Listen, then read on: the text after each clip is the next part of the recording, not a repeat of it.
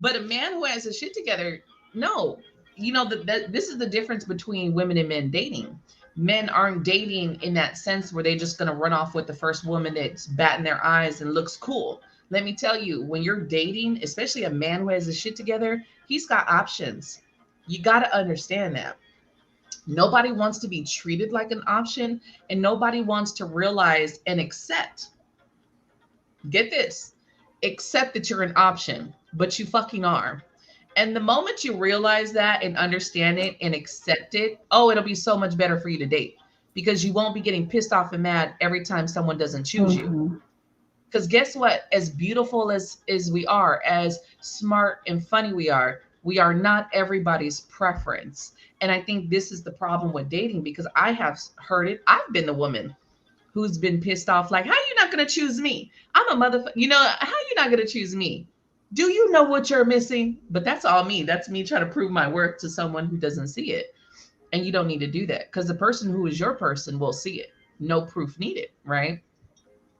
So I think as women, unfortunately, we've been put on a pedestal and we come with all of these requirements of what we feel like the man is or has or needs, but then we don't live up to half of the shit on the fucking list.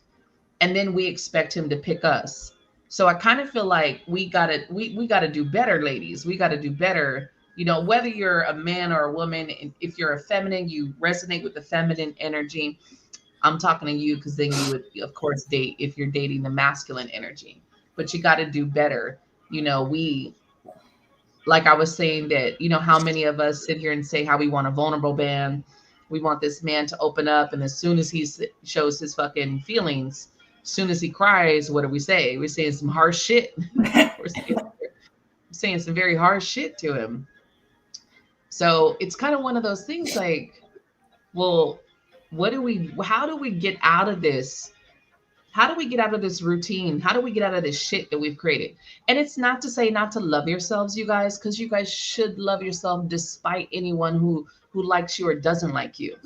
But if you're actively dating, you are an option. It is. Yeah. And it's crazy because I will see women have so many options in their phone, but the second a man shows them that they're an option, they go batshit motherfucking crazy. It's like, how could they? How could you treat me like I'm a fucking option? So I feel like we got to do better. Not to say, not to, like I said, not to say not to have that confidence in self, but just know in the dating world, you're dating and men date differently. They just do, you know, not to say you got to change yourself, but I really want you guys to look at your list. What does your list say? What are some things on your fucking list? Be honest. I want to hear it. I want to hear in the comments. What are some shits on your list? I bet you that income is on there, even though you probably looking at your own income now, like, damn, wait a minute. Mm. Do you make that income? Can you match that income? Because I've always, even though I have had some toxic traits of dating, I'll admit that I have not been the stellar, person as far as dating. I've been kind of toxic on my own side. But as I've grown, I've been the woman who says, just match my energy. That means on all playing fields, just match me. Match, I'm not saying you got to come and make it more than me. I'm not saying you don't got to come and take care of me. One, I'm an independent woman. I'm not asking for you to come and pay my bills, right? So, Amber, I'm going to say if on your list when you're dating, one of your main things is he can't be abusive, you need to look at that because that's a toxic trait or some type of trauma inside of you that's pulling someone who's abusive in. You're not just going to date someone who's abusive and there isn't some type of red flags in the beginning. And it's crazy that every time we go through a situation, we can look back and say, damn, you know what? There was red flags. Like, yeah, this motherfucker showed me some aggression in the beginning and I just kind of looked past it or didn't want to see it, right? I don't think you're gonna know he's abusive till later. Hmm. I don't think you're gonna know he's abusive until later. For the most I mean, part, some people just don't give a fuck and they'll just smack the shit out of you. But for the most right, part, people who are abusive are also narcissistic or manipulators, and they right, right, won't right. do that until they know that you're in love There's with some them, type of, or they know I that mean, you're. like, what I mean, like, there's some type of controlling trait to them. You know what I Mhm. mean? Even if they don't actually hit you, there's some type of controlling, and you can feel it. I can tell you guys, I've never been in an abusive relationship, right? But every man who hit a chick before me and I would find out about it with them, there were moments where I could feel that aggressiveness wanting to come out of them. And I would leave them alone because I just, I grew up watching my dad and my mom, so I just could not stay with anyone who had that aggressive side to them. And I could feel that shit inside, and it was like this. I could feel it, and I'm like, so I feel like we sometimes we're so in love with people that we just don't want to see those red flags. I feel like sometimes they show us this, and we just don't want to see it because we love them. We don't want to believe that. No, not my person. My person could never be like that. And it happens. So I feel like, unfortunately, not to say that anyone ever um, deserves to be abused, definitely not what I feel. But I feel like on some level, because when we go back to that side of your soul level calling in, if you're calling in someone with these issues, you got deep shit inside of you that you need to fix so that the next person coming to you isn't abusive. So the next person coming to you is open for love, right? Yeah. I'm glad you left, Amber. Like I said, elucidate. Sometimes it's just us not wanting to see those red flags. Sometimes we want to believe that this person's going to change. The biggest I don't want to call it a failure. It's not a failure. The biggest misconception I will say that we hold on to as women is that our love is going to change him. Somehow we're going to love this person to their rights, to their loving, to their, you know what I mean? Somehow your great love is going to change this person because you want to heal this person on some level. But that's not reality. That's not reality. Hi, Manisha. Good morning, Victoria. I believe that love is blind, but to a certain extent. I don't feel like you ever should sit so in love with someone that you choose them over you. And that's a big lesson that I've learned over the last couple years is that yes, we can love someone wholeheartedly and unconditional and fucking go to the ends of the earth. But if I'm going to the ends of the earth and you won't even go down the block for me, there's a fucking Right. problem. There's a problem. Good, Amber, good. Good morning, Heather. So Good when we're dating, morning. ladies, what does that list look like? What else is on that list? I want to hear. What are your lists? What is Mm, it? The person coming to you, what do they have to have? I don't think I really have like a list anymore. Mm-hmm.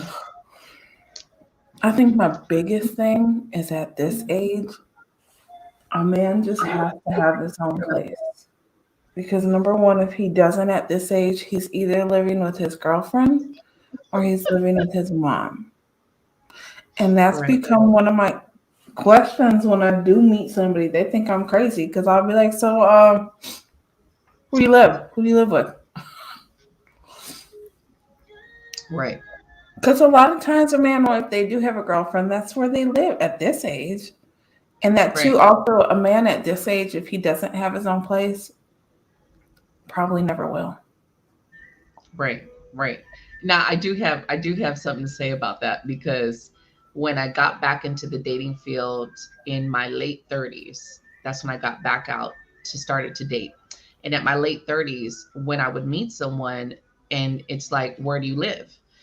That's like one of the biggest questions. And it's like, I live with, my mom or something like that. And it's like, you live with your mom or your mom lives with you? Like, which one is it? Yeah. You know? And then it's like, no, I live with my mom. Now, some people are like, oh, I'm going through a divorce, this, that, and the third. Let me tell you, all of that is great. But if you are a grown ass man and you are going through a divorce, not that you can't live with your parents to get your shit, because women do it all the time where they got to go and live with someone and get their shit together.